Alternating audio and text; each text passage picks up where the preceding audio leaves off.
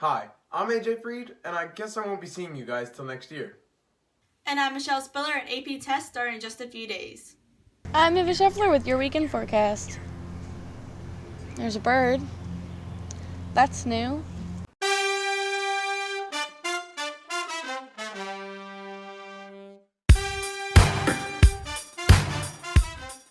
Good morning, Mepham. Today's day 53 of the coronavirus quarantine. Please rise and join us for the pledge. I pledge allegiance to the flag of the United States of America and to the republic for which it stands, one nation, under God, indivisible, with liberty and justice for all. Week 8 of quarantine is coming to an end, and we've received some unfortunate news after the morning announcements last week. The school will be closed for the rest of the school year, according to New York State Governor Cuomo. The coronavirus has affected more than just schools. Like we have mentioned countless times, businesses and other aspects of life has also been affected by COVID-19. But some local businesses still are able to fit through the cracks. Here's BMB's Kyle Sanagato with one particular local business. Anchor Down is a local restaurant in Merrick. When COVID-19 hit the restaurant, like many other small businesses, it had to stop allowing customers to sit inside to help flatten the curve. While the transformation itself isn't necessarily that difficult, it is definitely different to not have the customers inside the building anymore. The transformation was easy, but I enjoy when people are in the restaurant.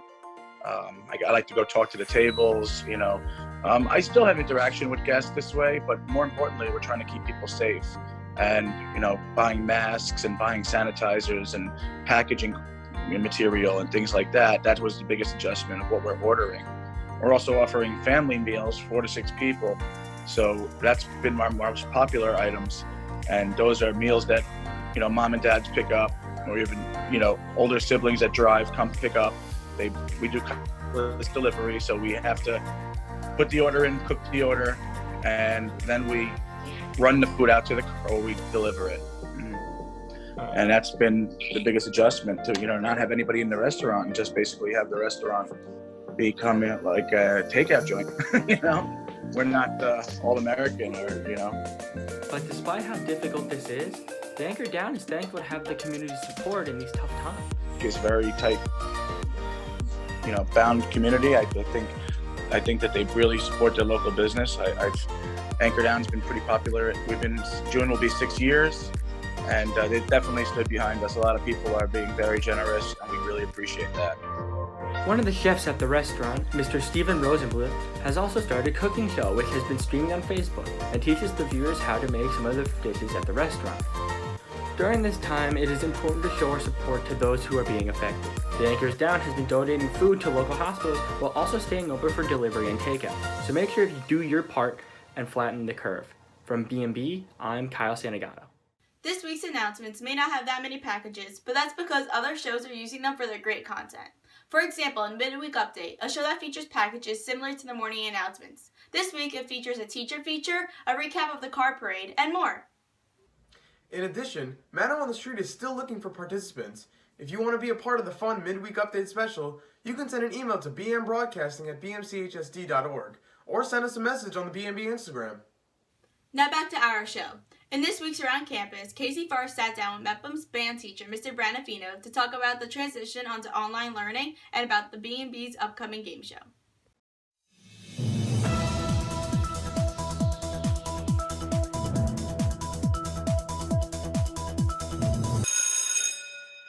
Welcome. I'm Casey Fahrer, and on this week's Around Campus, we have Mepham band teacher, Mr. Brandofino. How are you doing today? Good. How are you doing, Casey? I'm doing well, thank you. As one of the contestants, though, on this week's B&B game show, are you looking forward to participating in a virtual event like this? I am. I think if ever there were a time to kind of have to go through this, it would be a time that we do have this, access to technology. So it's kind of cool to see the community still doing community things from the comfort of their own homes. So I'm excited for that. And I like this kind of thing.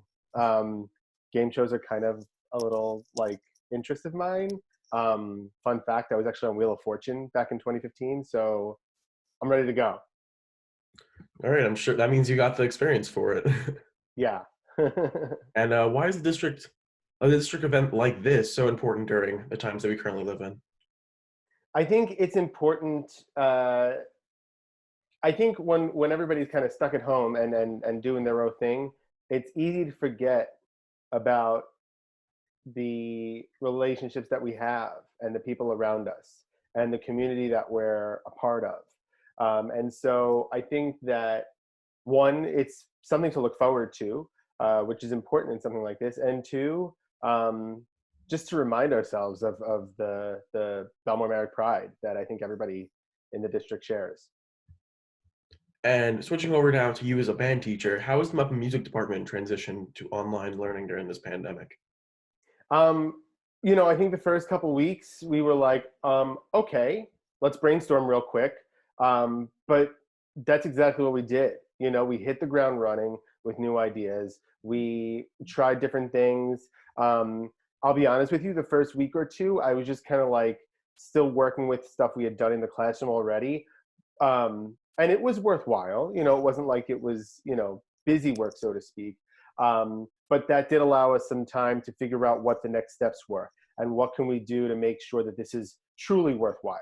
Because I think that between and talking to Mr. Mitchell, Mr. Michu, Ms. Flynn, Ms. Pincus, our goal was to make sure that we were assigning things that we were still going to grow from and learn about ourselves and continue to teach music and continue to strengthen ourselves with, as far as being musicians. So overall, I can't imagine us having done a better job. So obviously, it's been a hard transition for any teacher, but it sounds like you guys have made the smooth transition over.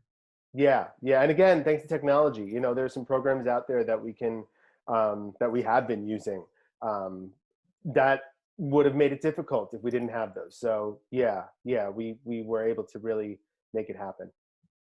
And most importantly, how have you yourself been dealing with this new reality that we live in? It's the little things every day. On the nicer days, I make sure to go outside, take a walk. I am making sure to exercise. There's quite a few things online that you can make sure that you do. And also just like little things, like hobbies, like I have a bunch of new houseplants now. So that's something to keep myself occupied. Making sure that I continue to read. I like crossword puzzles. So that's keeping the mind occupied and reaching out, the same thing circling back to your first question about why it's important, reaching out to the people that, you love is important, friends, family. It makes it worthwhile to have that, so yeah. All right. Thank you, Mr. Brandofino, for being on this week's Around Campus. I've been Casey Fahrer. Now back to AJ and Michele. Thanks, Casey. And speaking of the game show, you can catch it on the BMB YouTube channel tonight. It'll be live streamed as participants do home challenges in order to try bring home the gold. Just wanted to give a quick reminder, AJ. AP exams are right around the corner, meaning good luck to everyone taking the test. I couldn't have said it better myself, Michele. Although the weather hasn't been the greatest these last few weeks, let's see if the weekend will have some sunshine. Here's Ava Scheffler with your weekend weather.